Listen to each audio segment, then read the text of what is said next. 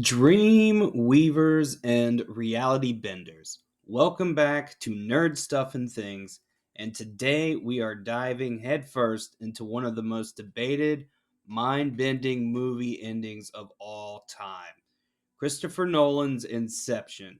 Did Cobb, our master extractor, finally make it home, or is he still lost in the labyrinth of his own subconscious?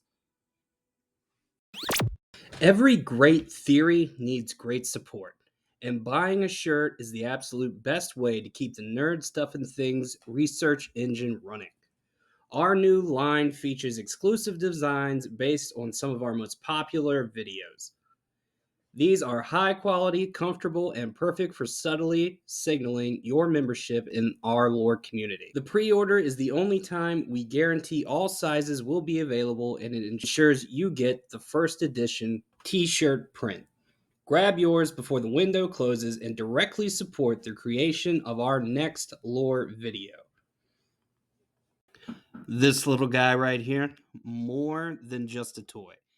It's the key to the entire mystery and, honestly, the cause of countless arguments among film buffs.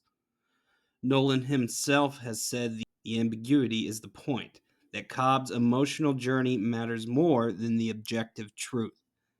But hey, we're here for the objective truth, or at least the most compelling theories surrounding it. Inception is a film that challenges our perception of reality, plunging us into a world where dreams can be shared, stolen, and even built. Our protagonist, Cobb, played by the actor Leonardo DiCaprio, is haunted by the death of his wife, Mal, and desperately seeks to return home to his children, a return contingent on him completing one last impossible job: Inception, planting an idea in someone's mind through their dreams. His totem, the spinning top, is his way of telling if he's awake or dreaming. In a dream, it spins forever. In reality, it eventually falls. The movie's final shot leaves us with this top spinning, and then the screen cuts to black. Infuriatingly brilliant. So let's break down the two major camps. First up, the optimist. Theory 1: Cobb is in reality. This is the theory many of us desperately want to believe. We think Cobb has suffered enough, he deserves his happy ending, and thankfully, there's some pretty compelling evidence to support this idea. Let's start with the most obvious and frequently cited piece of evidence, and that would be the wobbling totem. It's not perfectly stable. This wobble, however slight, suggests that gravity is at play. That friction is taking its toll, and if given just a few more seconds, it would have toppled over. This is the ultimate gotcha for many, and undeniable proof for some that he made it. Missing wedding ring. This one is a bit more subtle, but arguably even more definite. Throughout the entire film, there's a reoccurring visual motive. Cobb wears his wedding ring when he's in a dream, symbolizing his subconscious attachment to Mal. But when he's shown in what are unequivocally real world scenes, like the initial job, or when he's talking Saito on the plane, the ring is absent. And what do we see in that final triumphant scene with his children? No ring. It's a quiet, powerful visual cue that he's shed the particular dream world attachment and is finally free. The children's appearance. Another fantastic detail in all of Cobb's dream sequences. His children are perpetually stuck at the age they were when Mao died. We only ever see the backs of their heads, or their faces are obscured. They are a constant, unchanging projection of his guilt, but in the final scene, when they run to him, they are played by visibly older actors. Not only that, but they turn, look at him, and embrace him. A stark contrast to his tortured dream memories. The change in age and their interaction screams reality. Michael Caine's confirmation. Finally, for those who need direct word from the creators, we have Michael Caine, who plays Cobb's father in law, Professor Stephen Miles. Caine has publicly stated that Christopher Nolan told him, quite simply, that whenever his character appears, it means the scene is in the real world. Since Professor Miles is the one who picks Cobb up at the airport and brings him home to the children, Caine's presence in that sequence serves as a direct, almost metatextual confirmation that Cobb is indeed awake. So, feeling pretty good about Cobb's happy ending? Don't get too comfortable, because there's a whole other camp that believes Cobb never truly woke up. Theory 2: Cobb is still dreaming. This is the more cynical, perhaps more Nolan esque interpretation. The idea that Cobb, despite all his efforts, is trapped in a dream, albeit a perfect one, crafted by his own subconscious. And honestly, the evidence for this is just as compelling, if not more unsettling. The unreliable totem. This is a big one. Think back. Whose totem was the spinning top originally? Mal's. Cobb adopted it after her death.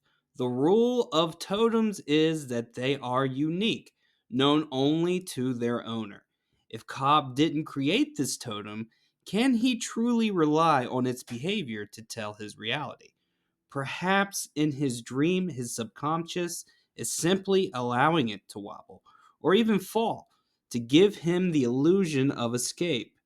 His actual totem might be his wedding ring, or even his inability to see his children's faces clearly until the very end. The top could just be a dream projection. Cobb's choice to not look. This, for many, is the ultimate nail in the dream coffin.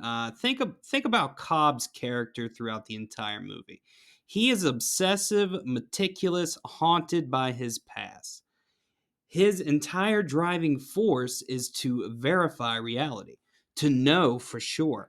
He's a man who has lived years in dreams, years in limbo, and yet in the final shot, after putting everything on the line, after all that struggle, he turns his back on the spinning top.